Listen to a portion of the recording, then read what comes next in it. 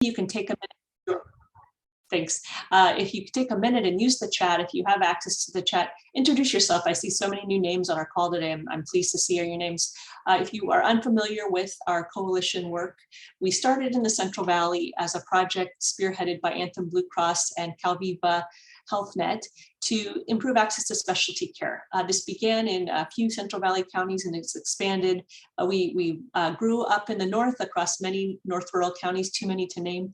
And now we are just starting up in Sacramento. So many of you have jumped on and we're growing still. So thank you, those of you who have access to your chat. If you wouldn't mind introducing yourself, our coalition is open to any clinic or provider or plan who supports Medi-Cal managed care patients. Also, we want to note that through our plan sponsorship from Anthem Blue Cross and through help from Central Valley Health Network, we're able to make e-consults available to uninsured patients across these regions too. So it's exciting to see this program grow. Thanks so much for introducing yourselves. Thanks, Erica. And anyone else who wants to share their name, we would love to see who you are and where you're from. Just want to note also that we have websites for our 3 coalitions. We'll put those in the chat in a little bit here so that if you haven't been involved in our coalition to date and you want to see some of our past presentation materials, recordings of our past sessions, we have those available on our websites. These include continuing medical education sessions that we've had recently on mental health and other topics that you can see when you visit our websites. Thanks so much for those who are introducing themselves. Just a quick overview of what we have seen in terms of e-consult growth over the past few months here. I have our team from ConfirmEd on today, and ConfirmEd folks, you're welcome to pipe in here. Just a quick snapshot of what we've seen across our regions in North Rural on the left and Central Valley on the right. You can see typically our top 5 specialties or the volume of e-consult mirrors what you see in terms of specialties that are hard to access in your regions. So what we're seeing in North Rural in terms of those top 5 specialties in terms of e-consult volume are neuro, endocrinology, rheumatology, GI, and hematology. Similar over in Central Valley, top 5 are cardiology, GI, neurology, endocrine, and urology. And just wanted to say on a separate slide, we have a quick snapshot of Sacramento. We're newer in Sacramento, so we'll be running reports on that over the summer. Just a quick snapshot is similar. You can see on the left, our top 5 tend to be neurology, cardiology, GI, endo, and rheumatology. You hear the same themes. Of course, these are specialties that are hard to schedule patients for across our counties. So just a reminder that e-consults are available to your providers. Many of you are from FQHCs, RHCs, Indian Health Centers. Any provider who's seeing Medi-Cal managed care patients can have access to e-consults at no cost. In addition, as I mentioned, e-consults are available to uninsured patients too. I'm just going to pause for a minute. ConfirmEd team, I don't want to catch you off guard here, but is there anything you'd like to share in terms of what you've seen with regard to activity?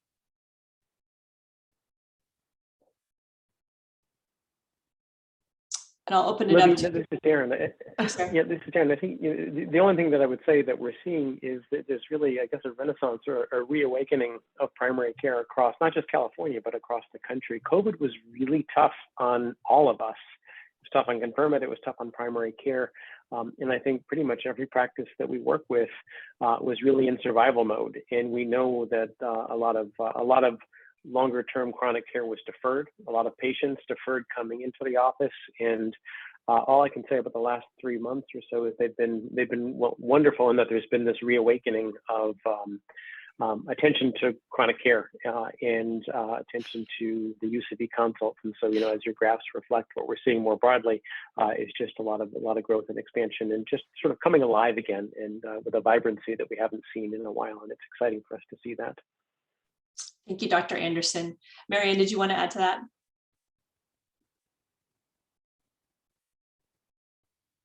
Sorry, Libby. No, I do not. I think Darren handled it. Sorry, it was my mute button. No problem.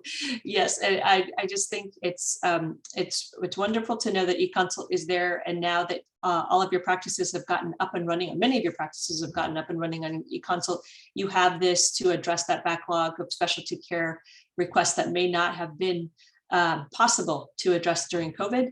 Many of your clinics are dealing with COVID. As a matter of fact, I know a couple of people who meant to be on today's call actually came down and tested positive. So kudos to you who are in for the long haul and still addressing your patients' needs throughout this pandemic. So thank you for your dedication. And just wanted to also note, I don't know if Mary Renner is on today. Mary, if you're on, you can take yourself off mute and share a couple of words. I just wanted to thank you for your support of the access to e-consult for uninsured patients. Mary and others brought this up to our attention many months ago, that e-consult for Medi-Cal is wonderful, but our uninsured patients probably have the greatest need for access to specialty care that remains unmet. So it's been great to see a large volume of e-consult sent over the past 6 months or more. You can see the sort of the top e-consult categories for patients who are uninsured.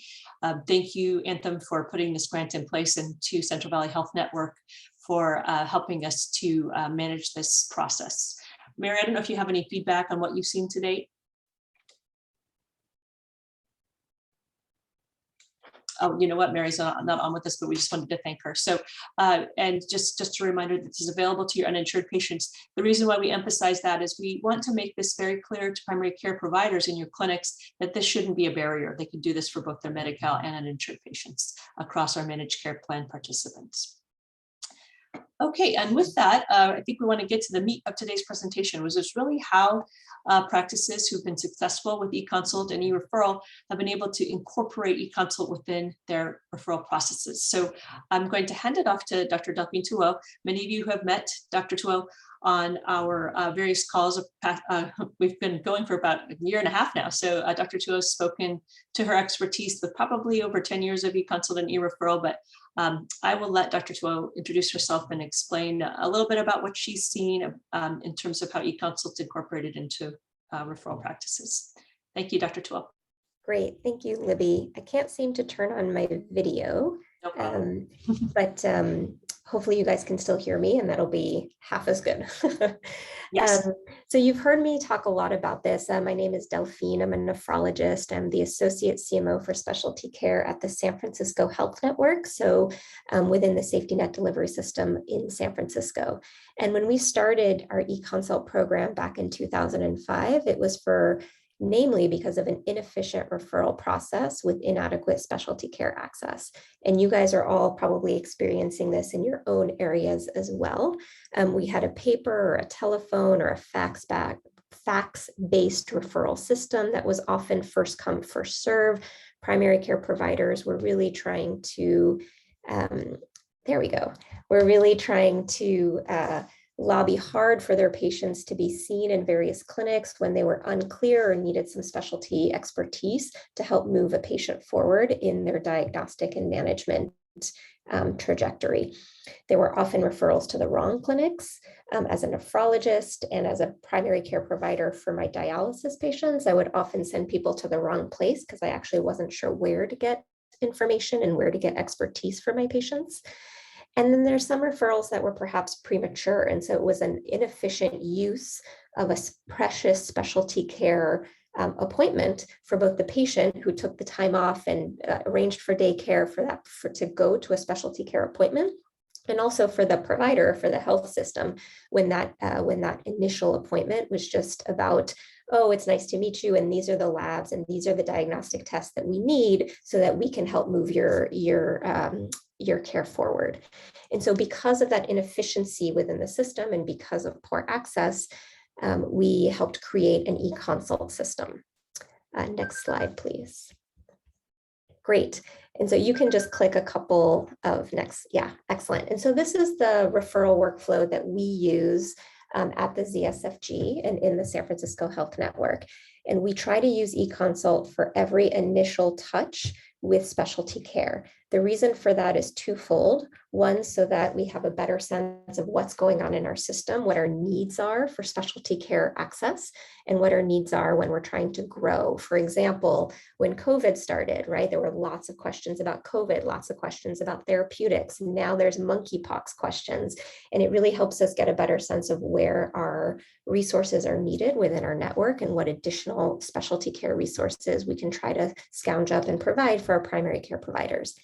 The second main reason for this workflow for eConsult to be the first touch when specialty care expertise is needed is really for efficiency and to ensure that a patient has everything that they need to make sure that the first specialty care appointment, if one is important and necessary, is one that is most efficient, where the patient has completed all the appropriate and necessary diagnostic tests in order for that appointment to be most helpful actually for the patient and also for the primary care provider who is caring for that patient and has the best relationship with that patient.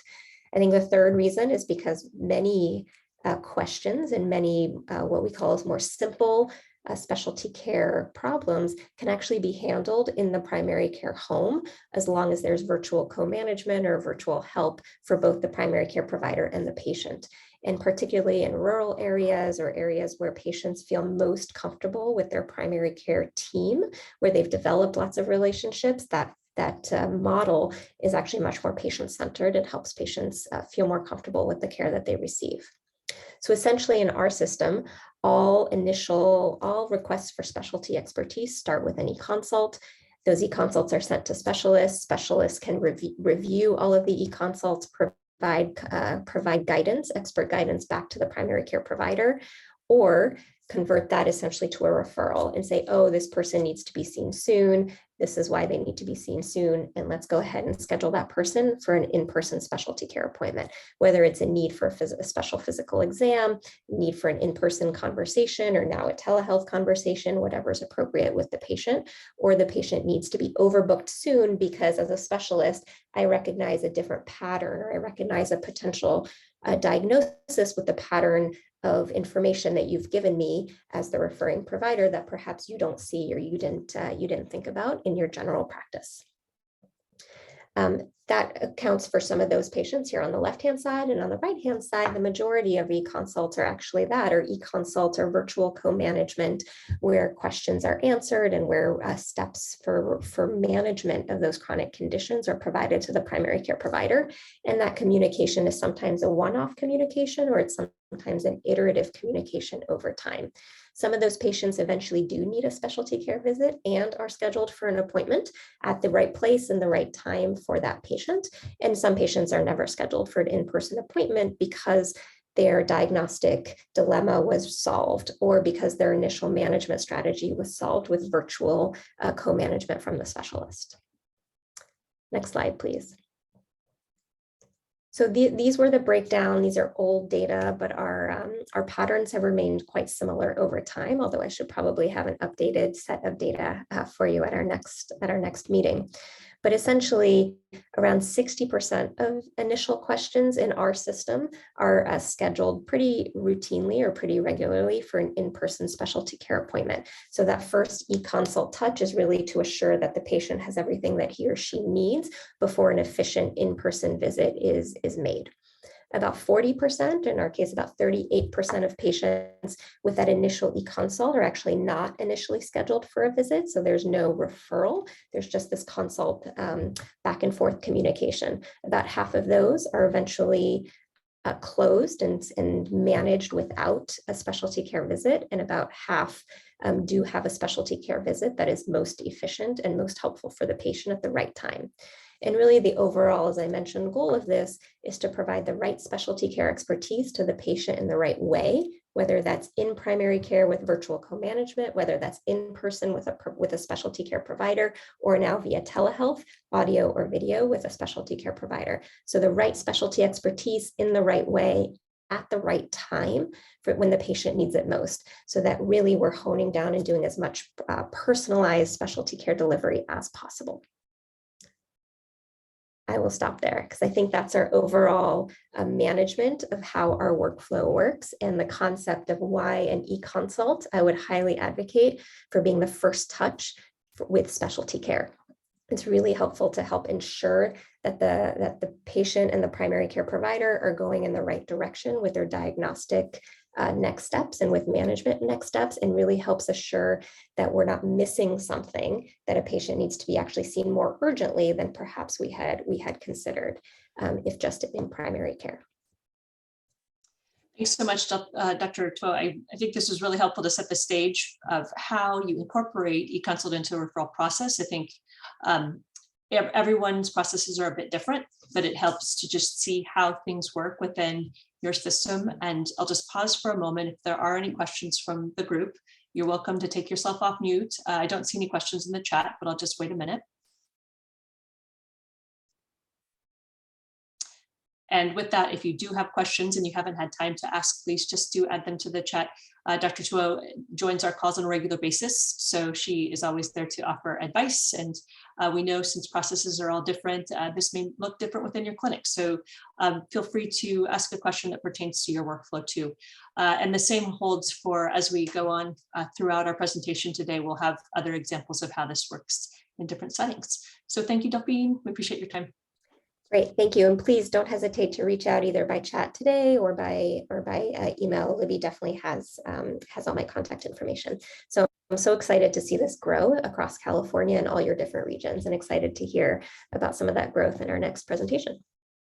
Thank you. And I should note that you can see the citation in the lower left here. This is from Dr. Tuo's publication. I believe that's New England Journal of Medicine, and we'll make sure to get that out to you all if you haven't read it. There are many publications from Dr. Tuo's team, but I think this one was particularly interesting as it pertains to referrals. With that, I'm going to hand off or introduce briefly Wendy Barhart from CHAP A Day. Wendy, I think we met probably over 5 years ago when we heard about your clinic standing up eConsult and putting your team's time, so much effort into this program. It was just so wonderful to see it take off. You have been a great champion of eConsult over time. So thank you so much. If you wouldn't take a moment to introduce yourself and a little bit about your experience, and I've given you a couple prompts here. Maybe you can speak to those and your eConsult best practices. Thanks, Wendy. Yeah, great. Thank you. This is actually really fun. Let's see, my name is Wendy, and I am the telehealth lead coordinator at CHAP A Day Indian Health, though I am stepping out of that role soon, but only because they assured me I would be overseeing telehealth still. I'm moving into, or have already moved into, the medical referral supervisor position, which means a lot more e-consults are going to happen. I've got probably 20 plus years background in telehealth.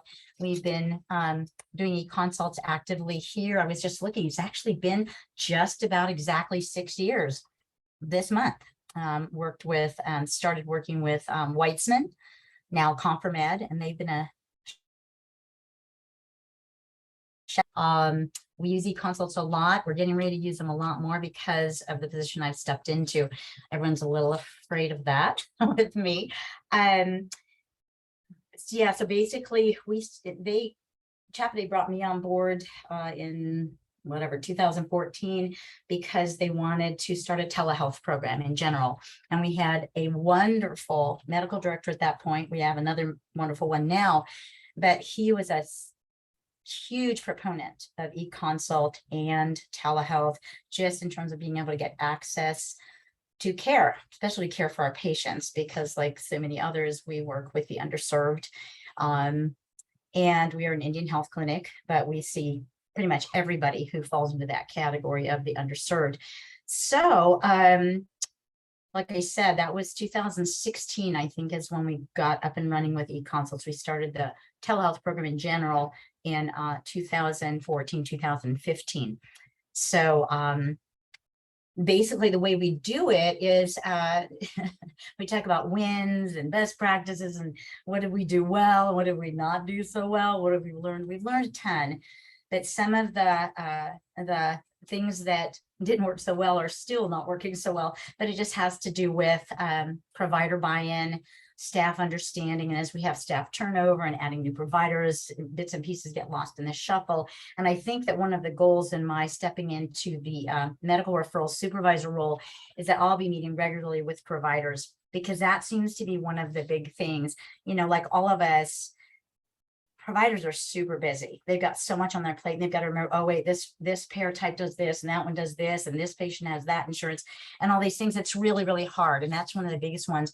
And what Dr. Mulligan started was, every single referral that you do, has to go through e-consult first. And it was a have to. And a lot of people you did, but everyone loved Dr. Mulligan. If you told him if he told them to do something, they're going to do it because of the level of respect they had for him. So I think a really important thing is to be sure that we have people who are advancing the idea of e-consults, telehealth too, but e-consults in general, who are really excited about it, who people will listen to, have good communication skills. And basically they grabbed hold of me too, and Dr. Mulligan and I worked hand in hand together. And now that he's gone and we have a new medical director, she's awesome. Her name's Dr. Stevens. She has the same thing. They go to e-consult first. Unfortunately, that gets difficult, providers being so busy have they're gonna fall back on what's tried and true and what they're used to doing, and if they tend to view e-consults as maybe a little more work for them because they're going to be co-managing patients rather than sending them out to a specialist, they're just to be inclined to not do that. So what happens, what we found works well is, like I said, having people that are really excited about it. I'm like the telehealth cheerleader at Chapa Day. So I'm always telling myself to put my pom-poms away. But I'm not only excited about it, I can remind the providers and remind the staff of how important e-consults are, because I also work with telehealth. So having people who understand the full picture. And so we have live video telehealth. So when a provider wants to bypass e-consult, go straight to telehealth video, I remind them gently and kindly, and they get it because they're excited about getting their patients as quick access to care as possible. And if I say, well, my rheumatologist, we just finished clinics for this month on live video, so it's another 4 weeks before I have a rheumatology clinic. But in the meantime, we can get this e-consult sent. We can get all the labs. They'll tell us exactly what we need. We'll get the labs. We'll get the tests. We'll get everything we need. And if it does need to be in person or face-to-face televideo, then we've got everything. We know that first appointment with that face-to-face specialist, telehealth or otherwise, they're going to have everything they need so they can hit the ground running. If we don't do that, very often, if I go ahead and schedule them for a telehealth rheumatology visit in a month, they've waited a month, and then that rheumatologist is going to say, okay, I need this test and this test and this test and this before our next clinic. So they've gone 2 months before they're able to really get the ball rolling. Whereas if we have a 48 to 72 hour turnaround on e-consult, even if we do a follow-up question or another follow-up question, we're still within that month and we've got everything that specialist is going to need. So they hit the ground running on that very first visit with that in-person or telehealth visit. I do remind providers too that a full 85% so far, and it's stayed this way, 85% of our e-consults come back not having to go to a specialist. Our PCPs manage them. If they have follow-up questions, they can send them. We have a really great working relationship with ComproMed, and they'll do anything we want. They even said, okay, if they don't want to send a question, they don't have to. And so I said, no, they're sending a question. But it's just been wonderful. And so the hope here is that now that I'm stepping into the medical referral supervisor position, I'm just getting ready to train someone to take my position as the telehealth lead. And then I'll be overseeing everything related to referrals, telehealth, everything. So having a person, ideally people who know that whole process and can really be gung-ho about it and really are excited about it, because then I see the providers, I'm going to be able to spend time. I'm going to have meetings with these providers on a regular monthly basis. I'm going to go to their provider meetings and say, okay, here's how this process works and here's what we do. And right now I go into the referral specialist bucket, and first thing in the morning, we pull everything that could possibly be an e-consult. We just look at the specialty, we pull it into our bucket. And then if it's not the right payer type, we move it back. Or if it's a procedural thing, we move it back. And then we've got these and we send them out to e-consult, even if they don't say e-consult. And I will send a little note to the provider saying, hey, this payer type and this specialty generally go for e-consult first. What are your questions? and they send it back to me saying, oh, shoot, yeah, my questions are this. And we send it off. And we have had some back in a day. I mean, you can't see a specialist in a day. And 2 or 3 business days max. And so the care for these patients is now. And when I go and talk to the providers at their meetings, they get re-gung-ho about it. They go, oh, that's right. We have new providers who they learned about it, but they didn't really get someone steering in on it with them and saying, here's the whys, and where they just said, okay, here's what we do. And so that's my hope right now. And I think that having people who really get it. I think in terms of what maybe didn't work in the beginning, it's just those kind of things. Everybody was for it and has gotten excited about it, but they just fall back into the old pattern of just write this referral and just get it out of here because they're so busy. So that's been my experience so far. And my expectation is we're going to double or triple our e-consults that we do, because that's the goal now once I'm fully in this position, because I'm just going to be all over it. And the providers know that. so I'm super excited about it. And really everyone here is. Thank you, Wendy. I just was writing down some of your the points that I've heard over the years from you. And well, the most important thing here that we have, and it's so obvious, is your excitement about it and the fact that you are at the helm, really pushing this forward and making people aware that it's available. And then you had Dr. Mulligan as an MD champion was so important too. And I think that, if we had any takeaways, it would be having you as a program manager really pushing this forward and having that clinical champion. But then the other lesson that I learned from you and Dr. Mulligan years ago, which I want to carry forward to just make sure that everyone's aware of, is you shared with us that this wasn't going to work unless all Medi-Cal managed care patients could have access to it. And so that's, I think, the sort of the reason behind all this coalition work is that payers have come together to make sure that managed care patients have access to consult. So it's not just, can I do it for one plan or the other? And also that you have access to uninsured too. So with that, I'm just going to take there are a couple comments that came in that Dr. Tuo reminded us that it's pretty amazing how many diagnostic questions could be answered with an e-consult alone. Dr. Anderson noted that many clinics have free or discounted labs, access to 340B, low or no cost radiology, reasons to encourage PCPs to perform as much of the workup and treatment as possible. And I'll stop for a moment if there are any other questions, anyone who wants to ask a verbal question to Wendy. And I'll read Patrick Klein, Eldorado's question for you. Excellent goal to increase e-consults. Do you think you'll be able to route referrals to e-consults with the provider's support? Oh, I think you're already doing that. Oh, yeah. And that's the thing. We have this caveat. We say, we've always said, we have a list of the specialties that we can work with through e-consults. And it's a pretty extensive list. And what happens is the rule is all of these go for e-consult unless, and I wish that unless wasn't in there, but of course it has to be, unless you present the case for some specific reason you need to bypass e-consult to get them in with a in-person specialist or whatever, and you run that by the medical director. Well, both Dr. Mulligan and Dr. Stevens, it's so funny because they'll send back to me after I've sent them the note saying, oh, so what are your questions for the specialist? I say, because I really need to, can we just do a regular referral? And I say, well, we have to run that by Dr. Stevens. And they go, okay, forget it. Just because they know Dr. Stevens, is, and Dr. Stevens has given me the authority actually to say yes or no, because I know what the parameters are.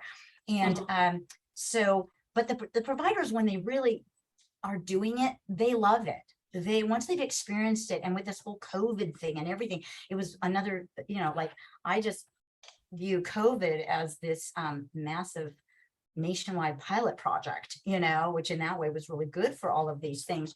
And the other thing, someone mentioned the uninsured people, and Anthem, I have to shout out to them, I guess, through ComfortMed, they've done a grant, and it doesn't have to be, they're saying uninsured patients, cash pay patients. So we've been able to take advantage of that. But again, to only have it available because it's a grant, there's a set amount of money, that's not sustainable. And just having that legislation that just removes all the barriers. I'm so frustrated with that. But yeah, our doctors, our providers, once they learn and I sit down and talk with them about, okay, if we do this, here's what you see. But if we do this, here's what you see. And I show them the dashboard from ComproMed and they go, oh, wow. And I say, and even if they do say, oh, so that means more work for me, I say, yep. I said, but more care for your patients. And that's really what they want. So they're pretty on board. They just need that. You brought up a really good point, Wendy. Some of you are involved also with our policy work that we are pushing as part of the eConsult work group. We know that this does take primary care provider time, your team's time, your clinic's time. And right now, primary care provider time is not reimbursable. So if you want to learn more about that, make sure that you keep in touch with us. Those conversations will continue. Thanks for emphasizing the importance of that, Wendy, that this needs to be put in place ongoing. And we welcome more questions to come in for Wendy. If we don't get them answered today, we'll make sure to connect to you or get them answered offline. And thanks for your time, Wendy. Totally appreciate it. We're gonna wrap up. I think Mary and Susan may have some best practices from the ConfirmEd standpoint, just anything that we haven't touched upon, and I'll let you share. Mary Ann, I think you have some slides to share with us. Go ahead. Yes.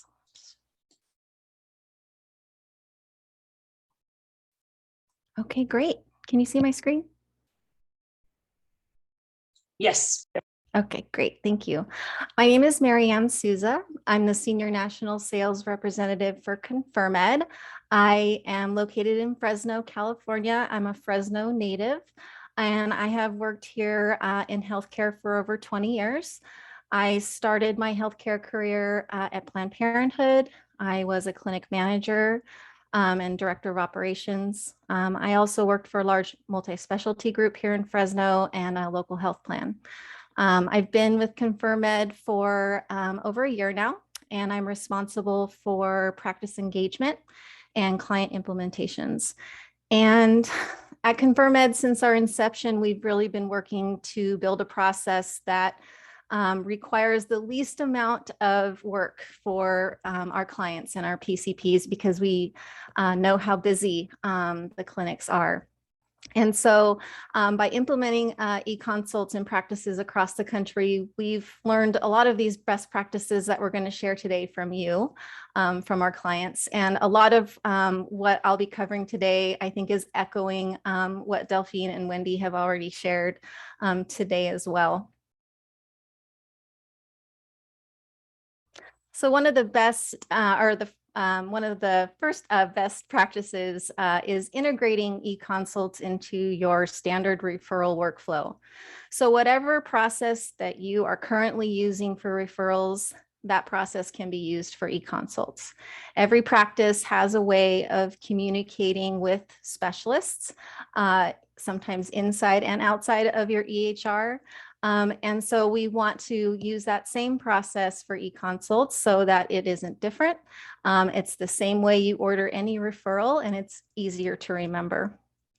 So we want to leverage your existing EHR messaging and communication tools to submit eConsults so that you never have to leave your EHR.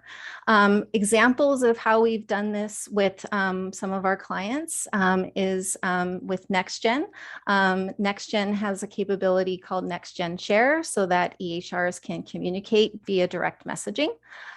We've also used, in some practices that have eClinicalWorks, we use a function called P2P, again, which is a direct messaging function. So we really want to leverage those existing processes and tools that your EHR has to make this as seamless as possible. Another best practice is to reframe the way that we think about eConsults. As Wendy was saying, eConsult can be the first step in the referral process. Any referral, unless it's urgent or procedural in nature, can be an eConsult. eConsults can also be helpful for patients who do need to have a face-to-face. PCPs can ask questions regarding rheumatology lab workup before a in-person visit. What can that PCP do to manage the patient while they're waiting for that face-to-face visit? Some of our practices we hear patients are waiting 6-9 months to see a neurologist, and the only other option they have is to refer the patient to the ER. So e-consults can be a way to help move that patient forward instead of care being paused while waiting for those in-person specialty visits. Another important best practice is creating an e-consult project team. As Wendy said, she's a champion, and we really need to have those champions in the practice who are motivating and monitoring the program, encouraging the use of e-consults in the practice. Some of the key members of this project team are senior leadership. Who in the organization is the implementation project team answerable to?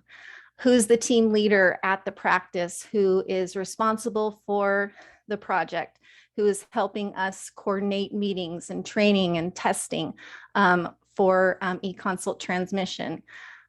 Someone from your IT team or your EHR team who can work on the technological aspects of the project, make sure that our communication pathway is working correctly.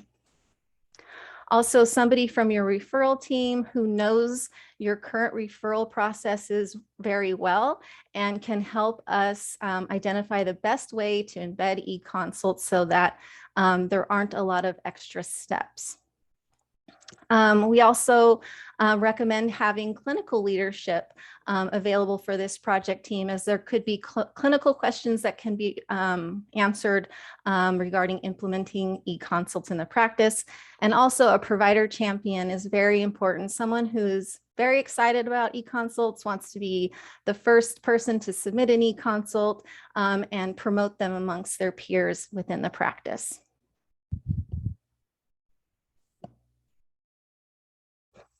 And we need to actively manage the process. We need to have regular team meetings to discuss goals and barriers and develop solutions.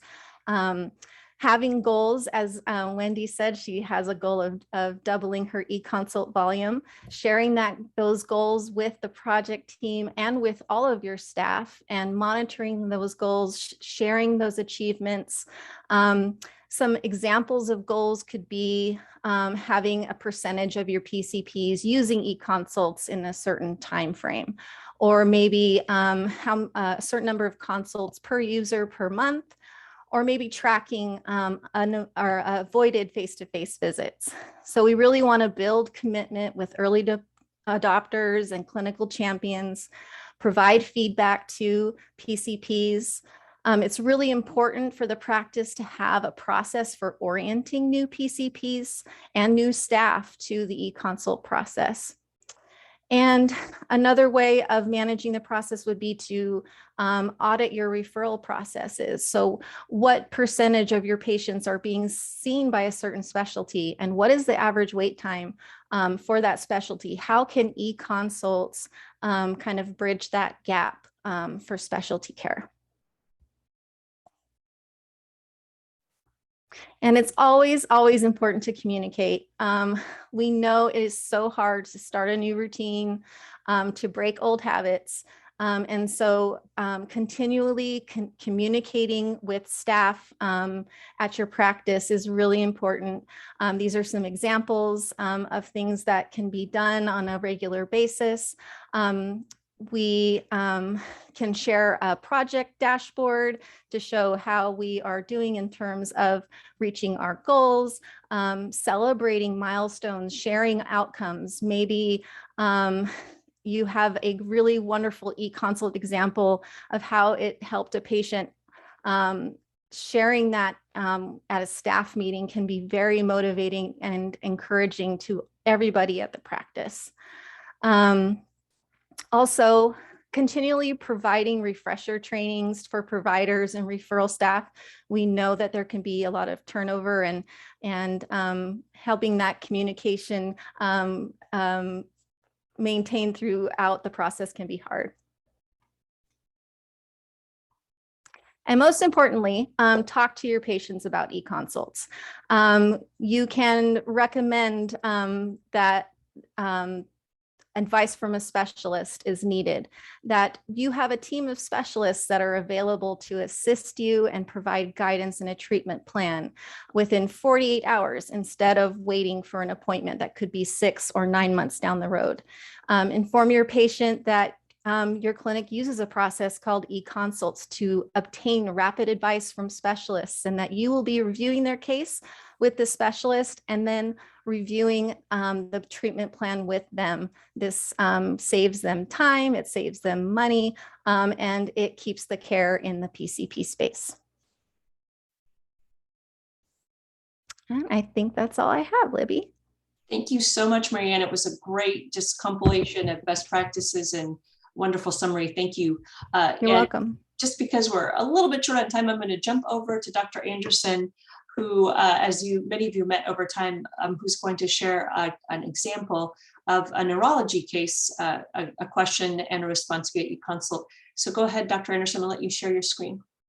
Can you do that? Great, thanks, Libby. And thanks for asking me to do this. I've said this before. I think those of us that believe in e-consults and seek to promote them and talk to providers and are in this position of kind of pitching this as a concept, I think it's really valuable and important for us to go back to the well and drink and remind ourselves what the product and what the content actually looks like. I think, e-consults sell themselves. If you just read a couple of them and see the level of care that's being provided and how it's helping primary care providers. And I think, I want to pick up on what Marianne said in that, sharing an e-consult example can be enormously helpful. So I promise I will be brief, but I want to share, I have a couple, but I'm probably just going to share one or two. But so this is one I actually shared with my leadership team last week. This is an uninsured patient. And this is a common scenario for clinicians where you have somebody with a chronic condition, in this case it's a seizure, who's been on a stable dose of a medication that was probably prescribed by somebody else somewhere else, and now you're managing them. And what you can see from the clinical question the PCP has stated is that, patient is, as he says, has been stable since 2019, but stable means this patient is having a seizure approximately once every 2 months. The seizures last for 5 to 10 minutes, despite the fact that he's on an appropriate and common medication, phenytoin. And the PCP may have been comfortable continuing this prescription for the patient, but is not comfortable necessarily making adjustments or adding new medications to try to better manage and completely control the seizures. And if you think about it from this patient's perspective, he's having a seizure. This is a young guy, uninsured, having a seizure every other month. That means he probably can't drive. Means there's several potential jobs that he wouldn't be able to have. And you can only imagine how limiting this is in terms of his life prospects. So one e-consult, you can see this is brand new, just came through on the 2nd of January. And I'm not on slideshow, I'm sorry. And here's the response that he got back the next day from a neurologist diagnosing seizure disorder. In walking through the history, he's gone through the record and the results, talks about the levels that he's seen. No further testing is needed without going through everything that's written here. Provided some helpful educational information about a new medication and recommended adding that levetiracetam, 500 milligrams twice per day, and consider titrating that up and continue the phenytoin at a rate of 100 milligrams 3 times a day. Simple, quick consult, minor adjustment, medication that the PCP is probably comfortable with, results in the patient's seizures hopefully being completely controlled. And should he follow up in a month or so, and the follow-up consult will go back to this same specialist to address and assist the PCP in titrating the med. But this kind of scenario plays out all the time. It plays out with patients who we inherit on maybe stable regimens of psychiatric medicines, but we want to get some follow-up from a psychiatrist. It happens for people on stable treatment for rheumatologic conditions. We as PCPs often end up managing patients that we inherit on other medications, and getting a specialist to kind of weigh in on whether you're on the right track or you should continue can be really, really helpful. I'll show you one more because it's the most common consult question that we get. You saw neurology is usually among our top 2 or 3 of all specialties that we get requests for. And within neurology, headaches are the most common consult question that we get. And this is an example of a patient. I show this for 2 reasons. It's a great case and it's a really nice clinical question. Wendy, I deny that I ever said we'll take the consult if they don't have a clinical question, but maybe I said that. But we certainly, the specialists will do their best to ascertain from the note and what's sent over how best to help the PCP, regardless of what you send over. But here's a nice clinical question. Patients having headaches behind the right eye, the right temple, and the ear 5 times a week, no nausea, vomiting, no sensitivity to light, sometimes feels off balance, reports sharp pain, 10 to 15 minutes, and a dull headache about a couple of hours. And the PCP wasn't confident or comfortable in how to approach this workup and potentially how to treat it. So again, you can see 1 day later, here is a comprehensive evaluation or set of recommendations from the neurologist. States right at the outset, he thinks this is a new onset headache, likely trigeminal autonomic cephalalgia. And then, but doesn't just leave it at that and tell the PCP what to do. He kind of goes into some detail and talks about the differential diagnosis, talks about how to about some alternatives to consider. You can see down here, giant cell arteritis is on the differential. Here's how to rule it out. Cluster headaches, here's what they might look like. And also notes, given the patient is 70 years old and describes new onset headaches, additional testing is warranted to rule out any secondary headache syndrome.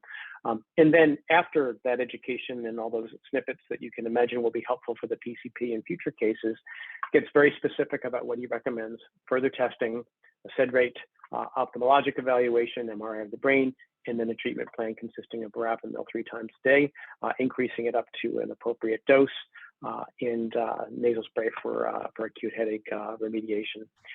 And I think, again, those are 2 just good, simple, fresh examples of consults we've gotten recently that I think kind of speak for themselves in terms of how both the patient and the provider benefit, and also how the system benefits. That's getting the right care, using the right modality, with the right frequency and time frame, and really you can imagine sort of the benefits that that patient will experience as a result of those consults.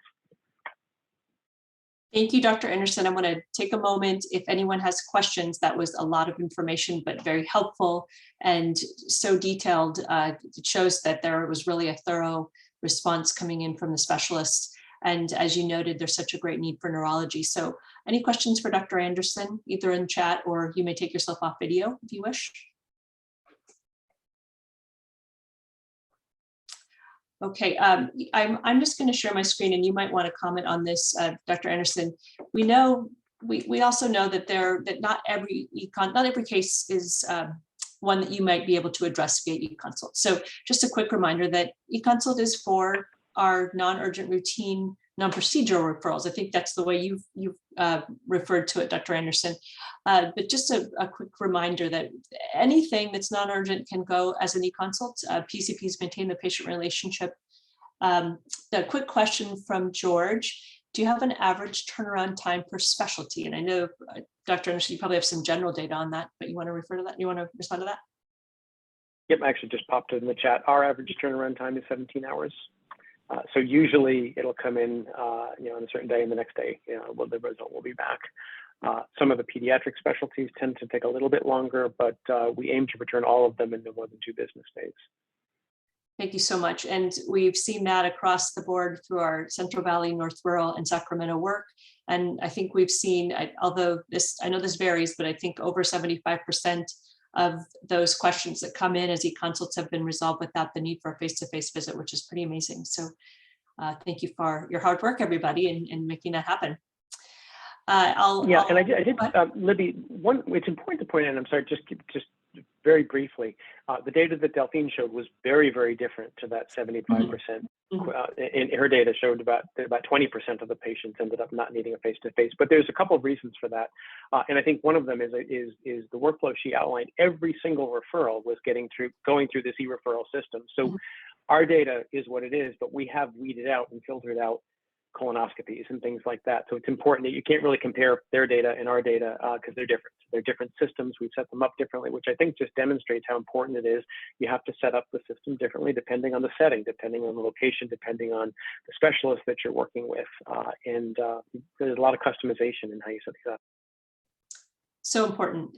And that's why we wanted to emphasize here and make the clarification that everyone is doing this differently. But we hope that as part of this program, this is a great option for those non-urgent routine, non-procedural referrals, and such great success that we're seeing out there. So thank you, ConfirmEd team.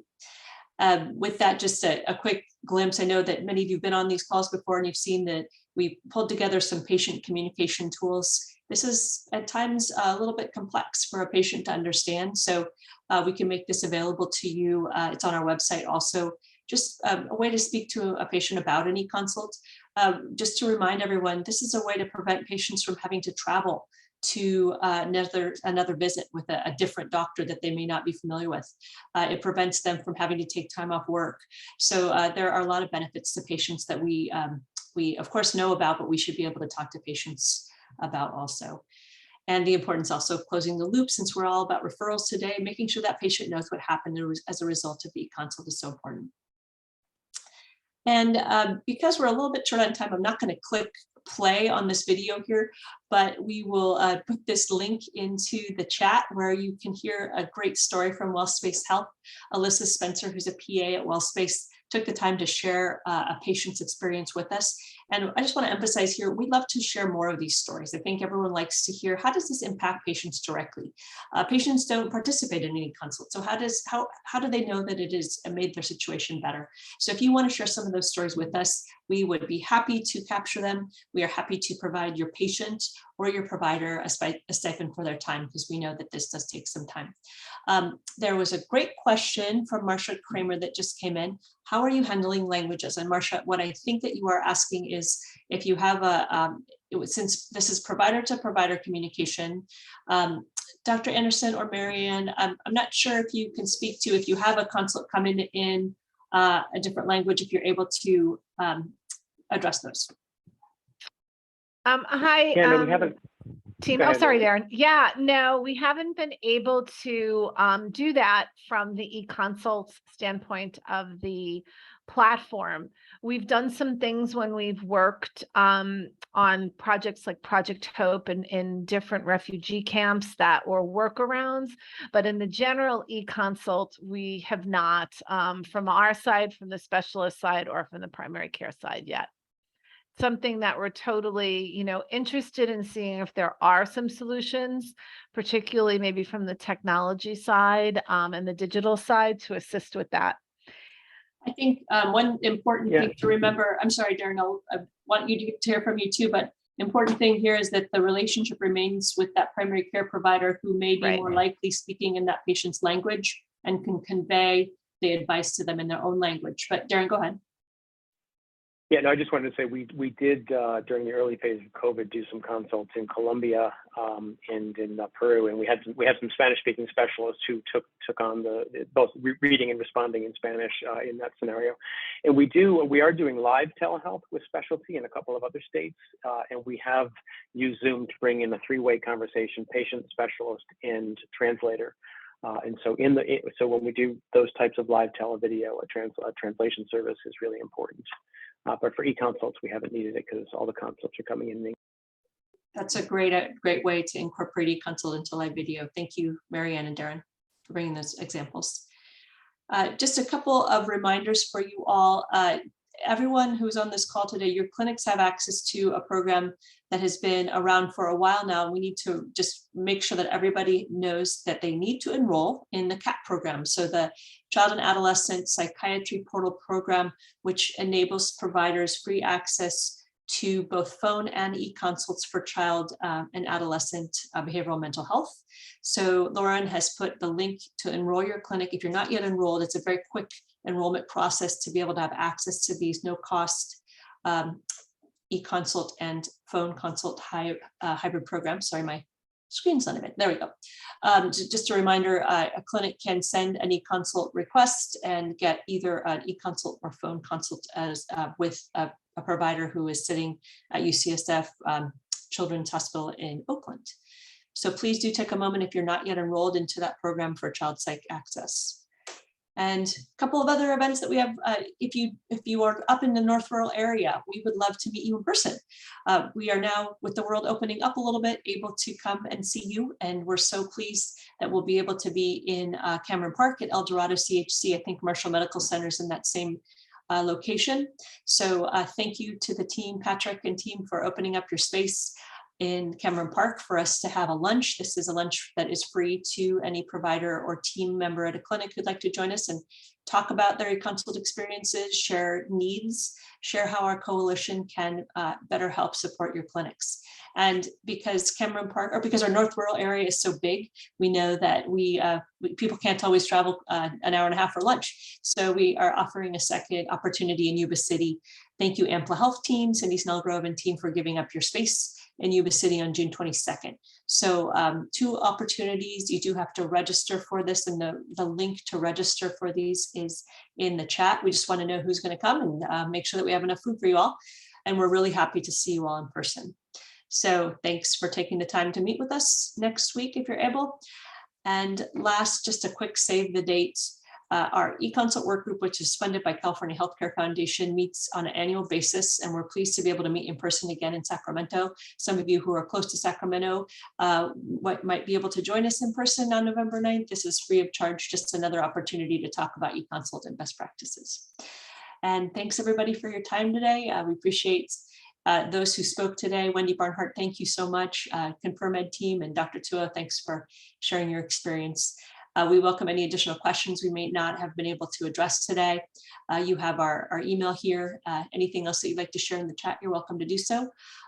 Just a reminder, these materials and others will be on our websites that you have access to, econsultworkgroup.com, websites for each individual coalition that we'll make sure you have following our event. So thanks again for your time. Have a great day.